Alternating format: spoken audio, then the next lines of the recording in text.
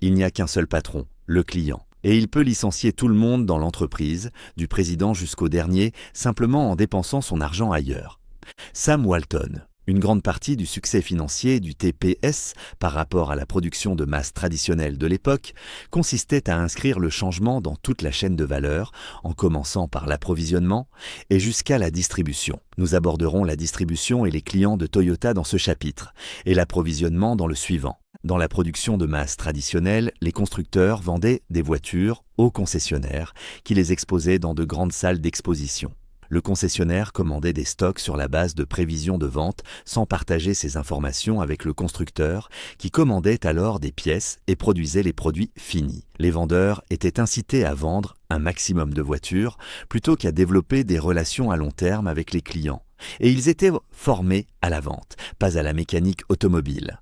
Les stocks invendus, difficiles à écouler, voyaient leur prix baisser et finissaient par être bradés. Toyota ne pouvait pas se permettre de produire des voitures qui ne se vendraient pas ou qui ne partiraient qu'avec une remise. L'entreprise a donc dû réinventer son approche de la distribution. 1. La voiture vient au client. Au lieu d'aller en concession pour acheter une voiture, les clients de Toyota restaient chez eux où les vendeurs leur rendaient visite.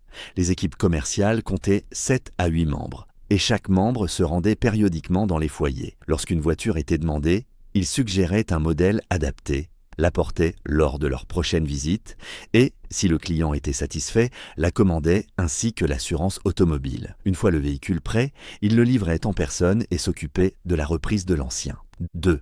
Aller plus loin. Si la voiture d'un client devait être réparée, Toyota lui prêtait un véhicule pendant ce temps. L'entreprise réparait gratuitement des voitures après l'expiration de la garantie, gérait les dossiers d'assurance et restait en contact constant avec la famille, envoyant des cartes pour les anniversaires et les funérailles. 3. Tenir une base de données clients. Les vendeurs de Toyota recueillaient des informations sur les clients, combien de voitures la famille possédait, combien d'enfants en âge de conduire y avait-il dans la famille et à quel moment ils auraient besoin de leur première voiture, quand la famille aurait besoin d'une nouvelle voiture.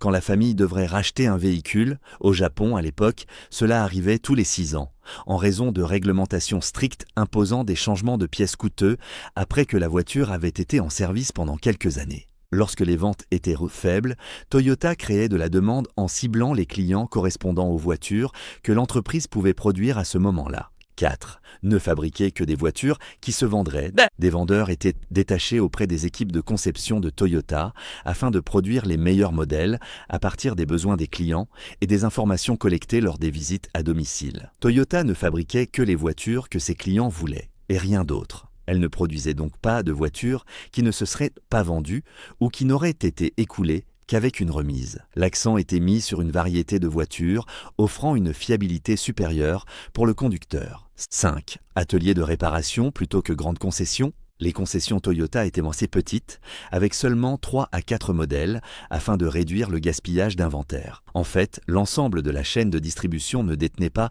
plus de 20 et un jour de produits finis. Au lieu d'exposer des voitures, l'espace était utilisé comme atelier de réparation, ce qui constituait une source de revenus pour la concession.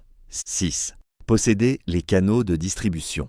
Toyota possédait des canaux de distribution, chacun avec son propre segment de marché. Chaque canal vendait via des sociétés concessionnaires, détenues 20% par Toyota. Et leur personnel était également formé par Toyota. Eux aussi tenaient des séances régulières de résolution de problèmes.